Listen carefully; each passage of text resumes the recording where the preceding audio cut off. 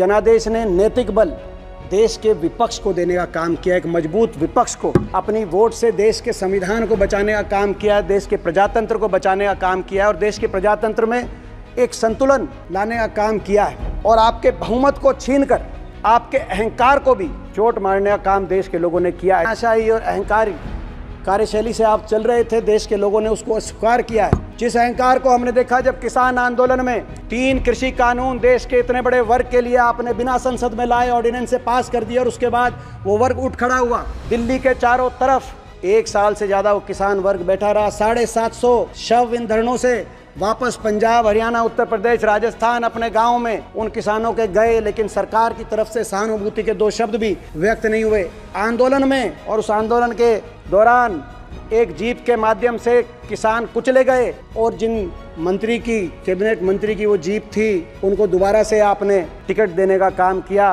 और ये उस अहंकार को तोड़ने का स्वरूप था। भाजपा के उस उम्मीदवार को हराकर इंडिया गठबंधन को जिताने का लोगों ने काम किया। जब हमारी बेटियां अपने ने न्याय मांग रही थी, ओलंपिक विजेता पहलवान बेटियां, हरियाणा की बेटियां न्याय मांग रही थी, दिल्ली के जंतर मंतर पे उनको घसीटा जा रहा था। ये अहंकार का रूप है। जिन्होंने घसीटने के लिए मुख्य आरोपी जो सांसद हैं उन पे मुकदमा सरकार ने दर्ज नहीं किया, सुप्रीम कोर्ट के कहने पे दर्ज करवाया गया। उनके बेटों को उत्तर प्रदेश में चुनाव में उतारा गया। हरियाणा की जो बेटियां जिस प्रदेश से आती हैं, मुझे गर्व है कि आज देश में सबसे ज्यादा विपक्ष की अगर मत प्रतिशत कहीं आई है तो छोटे से प्रदेश हरियाणा के अंदर देश में सबसे ज़्यादा मत प्रतिशत आया है। लोगों ने उस अहंकार को स्वीकार करने का काम किया। ये वो अहंकार ही था। एक दिन में 146 सांसदों को, संपूर्ण विपक्ष को निलंबित करने का काम हुआ। ये वो अहंकार था। देश के लोगों ने उस अहंकार को अस्वीकार करके 234 इंडिया गठबंधन के सांसदों को संख्या बढ़ाकर यहाँ भेजकर और आपसे बहुमत छीनकर यहाँ पे संतुलन साहब बनाने का काम किया, अहंकार को तोड़ने का कार्य किया। जिस अहंकार की वजह से हर वर्ग को पिछले कुछ वर्षों में अपनी हितों की रक्षा करने के लिए सड़क पे आना पड़ा और सरकार ने हर वर्ग की अनसुनी करी और हर बार सरकार कहीं ना कहीं अत्याचारी के साथ खड़ी दिखाई दी। हाथरस की बात हो, लखीमपुर खीरी की बात हो, महिला पहलवानों की बात हो, सरकार पीड़ितों के साथ नहीं, अत्याचारियों के साथ खड़ी दिखाई दी। लोगों ने इनकी अहंकार की राजनीति को अस्वीकार करने का काम किया सर। और इनकी अहंकार की नीति के साथ साथ लोगों ने इनकी बनाम की राजनीति को भी अस्वीकार करने का काम किया। बनाम की राजनीति, एक देशवासी को दूसरे देशवासी के आमने सामने खड़ा करने की नीति को लोगों ने अस्वीकार करने का काम किया। नारे आ रहे थे उत्तर बनाम दक्षिण, बनाम की राजनीति, कहीं धर्म को आधार मान के बनाम, एक धर्म बनाम दूसरा धर्म, कहीं जाति को आधार बना के बनाम। उत्तर प्रदेश में धर्म के आधार पे ध्रुवीकरण की राजनीति को लोगों ने अस्वीकार किया है, तो हरियाणा पे जाति को सहारा बनाकर ध्रुवीकरण करने की राजनीति को अस्वीकार करने का काम लोगों ने किया। कांग्रेस के मत प्रतिशत में जबरदस्त बढ़ोतरी हुई है और भाजपा के मत प्रतिशत में जबरदस्त गिरावट आई है, चाहे वो विधानसभा क्षेत्र हरियाणा के किसी भौगोलिक क्षेत्र में है या किसी जातीय समीकरण में है।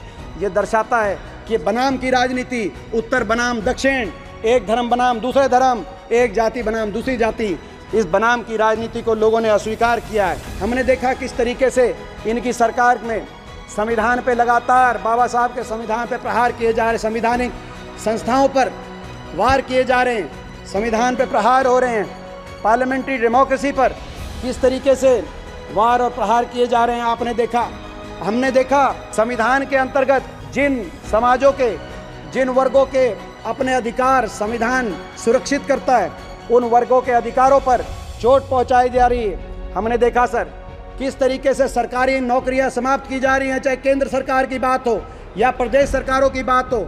हरियाणा के अंदर 2 लाख सरकारी पद समाप्त कर दिए गए।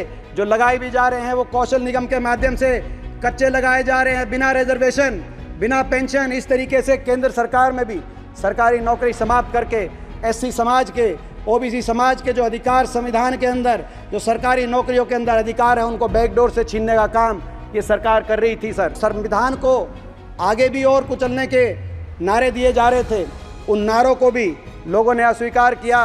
बाबा साहब के संविधान को खंडित करने की बातें कर रहे थे, आपसे बहुमत छीनकर अल्पमत की आपकी सरकार बनवा के संविधान को बचाने का काम किया। और इसीलिए जब जय संविधान यहाँ पे बोला गया, और ये मैं भी बताना चाहता हूँ मैं क्यों खड़ा हुआ उस समय, क्योंकि इस संविधान से, बाबा साहब के संविधान से मेरा भावनात्मक भी एक संबंध है स्पीकर सर, जब ये संविधान बना, ये जो संविधान, जिस संविधान के आधार पर देश चलता है, संसद चलती है, जब संविधान बना इसी संसद के परिसर में बाबा साहब के नेतृत्व में जब संविधान बना, तो मेरे स्वर्गीय दादाजी चौधरी रणबीर सिंह हुड्डा जी भी उस संविधान सभा के एक सदस्य थे। और जब संविधान की मूल प्रति पे दस्तखत किए गए, तो बाबा साहब के साथ साथ पंडित जवाहरलाल नेहरू, सरदार पटेल, मौलाना आज़ाद और चौधरी रणबीर सिंह हुड्डा जी के भी दस्तखत उस संविधान की मूल प्रति पे अंकित थे।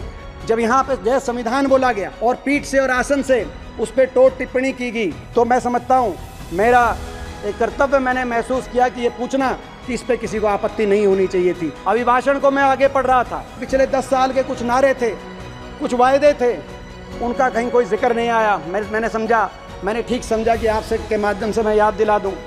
कहा गया था 2 करोड़ रोजगार देंगे, मगर इसमें आज हम देख रहे हैं सर 45 साल का रिकॉर्ड बेरोजगारी का आज इस सरकार ने बनाने का काम किया। लेकिन अभिभाषण में बेरोजगारी शब्द, एक बार भी बेरोजगारी शब्द का प्रयोग नहीं किया गया, जैसे बेरोजगारी की समस्या ही नहीं हो। देश में जहां एक और सबसे ज़्यादा बेरोजगारी 45 साल में, तो देश में सबसे ज़्यादा बेरोजगारी आज हरियाणा में।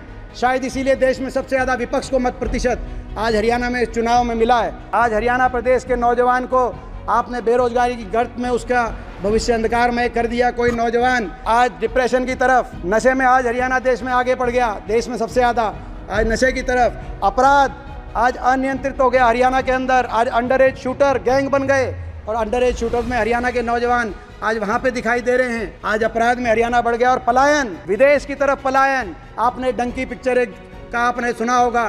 आज हरियाणा का नौजवान, जो नौजवान देश की सीमा पे जाकर देश के दुश्मन से लड़ने की बात करता था, आज वो जान हथेली पे रखकर अपना घर बार छोड़कर पैनमा के जंगलों के रास्ते में होते हुए अमेरिका की सीमा लांघकर जब अमेरिका में प्रवेश करता है मजदूरी करने, तो उसके घर में दिवाली बनती है, पटाखे छूटते हैं। आज आप बात कर रहे हैं अमृतकाल की, ये कैसा अमृतकाल है? हमारे नौजवानों को अपना देश छोड़कर विदेश में जाना पड़े और कहीं जा रहा है हमारा नौजवान अमेरिका में, तो जो सीमा पर दुश्मन से लड़ने की बात करता था, आज वो यूक्रेन और रूस के युद्ध में जाकर हरियाणा का नौजवान लड़ने की बात कर रहा है। ये कैसा अमृतकाल है? अभी नीट की बात आ रही थी, मैं आपकी जानकारी में ये भी ला दूं, अगर देश में केवल बेरोजगारी का रिकॉर्ड ही हरियाणा में नहीं बना, सबसे ज़्यादा बेरोजगारी, सबसे ज़्यादा पेपर लीक और सबसे ज़्यादा भर्ती घोटाले पिछले 10 वर्षों में कहीं हुए हैं, तो हरियाणा के अंदर ये पेपर लीक घोटाले हुए हैं। तो आज पेपर लीक के माध्यम से करोड़ों नौजवानों के भविष्य को अंधकारमय कर रहे हैं। एक बार भी भ्रष्टाचार और काले धन का भी अभिभाषण में एक शब्द नहीं कहा गया, ना भ्रष्टाचार ना काला धन। काला धन, ये वही नारा था, काला धन लाएंगे, सबके बाटे 15 लाख आएंगे। नहीं, काला धन आया नहीं, काले धन के बारे में कुछ कहा नहीं गया। अब लोग कह रहे हैं असली नारा ये था, काला धन विदेश से नहीं लाएंगे, काले धन वालों को बीजेपी ज्वाइन कराएंगे, रातों रात काला धन उनका सफ़ेद कराएंगे, वॉशिंग मशीन बनाएंगे। एक और इनका नारा था, किसान की आमदनी दुगनी कराएंगे, स्वामीनाथन लागू कराएंगे। तो देख लिया हमने, 750 किसानों का लहू बहाया आपने, हमने देख लिया कैसी आमदनी दुगनी। किसान की आमदनी दुगनी नहीं हुई, लागत दुगनी हो गई, किसान का दुख दर्द दुगना हो गया। और मैं आज सरकार से कहना चाहता हूं, कम से कम एमएसपी पे तो आप लीगल गारंटी करने का काम करिए। सर, एक और इनका नारा था, 1 रैंक 1 पेंशन। 1 रैंक 1 पेंशन का नारा था, वो तो भूल गए, नारा बदल दिया। 1 रैंक 1 पेंशन की जगह no rank no pension. Agniveer योजना ले आए सर। अग्निवीर योजना मैं पूछना चाहता हूँ, ये योजना कहाँ से आई? क्योंकि ना तो ये योजना फौज की मांग थी, ना देश के नौजवान की मांग थी, ना भाजपा के घोषणा पत्र में अग्निवीर योजना थी। ये कहाँ से आई योजना? और आज इस योजना पे कहा जा रहा है, राजनाथ सिंह जी ने आज कहा कि हमने कंसल्ट किया। जनरल नरवणे ने क्या कहा कि इस योजना ने चौंका दिया तीनों सेनाओं को। आज कह रहे हैं आपने कंसल्ट किया था। फौज की इंटरनल एक रिपोर्ट आई सर, हर अखबार में प्रकाशित हुई एक खबर कि इस योजना की वजह से फौज में आपसी प्रतिद्वंदता बन गई, जवानों में आपसी जो मरने मिटने की जज्बा था एक दूसरे के लिए, अब आपसी प्रतिद्वंदता और फौज के मनोबल में रिकॉर्ड गिरावट आई। फौज के पास सबसे बड़ा हथियार उसका मनोबल होता है। हमारी देश की फौज का मनोबल आपने गिरा दिया। ऐसी योजना आप लेके आए, देश की फौज जिस पे सबको गर्व था 75 साल में, सरकार कोई भी रही हो, देश की फौज ने कभी तिरंगे को झुकने नहीं दिया। चाहे वो 1971 में इंदिरा जी की सरकार हो जिसने पाकिस्तान के 2 टुकड़े करके दुनिया के भूगोल को बदलने का काम किया, या 99 में चाहे वो आप ही की सरकार हो जब वाजपेयी जी प्रधानमंत्री थे, करगिल में पाकिस्तान के शीश को झुकाने का काम किया तो वो इसी फौज ने किया, पक्की भर्ती से नियुक्त इस फौज ने किया। आपने उसकी बदल दिया। उन्होंने एक और नारा दिया 5 ट्रिलियन की इकोनॉमी। इकोनॉमी में मैं जरूर कहना चाहूँगा सर, 5 ट्रिलियन इकोनॉमी। सर ऐसा ना हो सर, ऑक्सफैम की रिपोर्ट बताती है सर कि 1% जो सबसे अमीर हिंदुस्तानी है उनके पास 60% की संपत्ति है। ये 5 ट्रिलियन इकोनॉमी, कहीं इनमें से 3 ट्रिलियन इकोनॉमी अदानी अंबानी के पास ना रह जाए सर। आज ये नारे तो दे रहे हैं लेकिन 80 करोड़ देशवासियों को अनाज देना अपनी उपलब्धि बता रहे हैं। देशवासियों को जो अनाज दे रहे हो अच्छी बात है, लेकिन मैं कहना चाहता हूँ, को बताना चाहता हूँ ये जनादेश क्या है। जनादेश ये है कि वो 80 करोड़ लोग आपसे कह रहे हैं कि हमें अनाज नहीं चाहिए, हमें स्वाभिमान चाहिए और हमें काम चाहिए। हमें सरकार की रोटी नहीं खानी, हमें इज्जत की रोटी खानी, हमें काम चाहिए, हमें रोजगार चाहिए। ये जनादेश, लोगों ने जनादेश अहंकार के कार्यशैली के लिए नहीं दिया, आपकी तानाशाही की कार्यशैली के लिए जनादेश नहीं दिया, उसको स्क्वायर किया है। जनादेश सबको साथ रख के देश को आगे लेके जाने के लिए जनादेश दिया और इसको आप अगर अस्वीकार करोगे, आज तो इस जनादेश ने एक मजबूत विपक्ष को जन्म देकर आपके समक्ष, आपके सामने बिठाने का काम किया है। अगर जनादेश नहीं समझोगे, अगली बार आपकी जगह मजबूत विकल्प के रूप में हम आएंगे। ये मैं आपको कहना चाहता हूँ।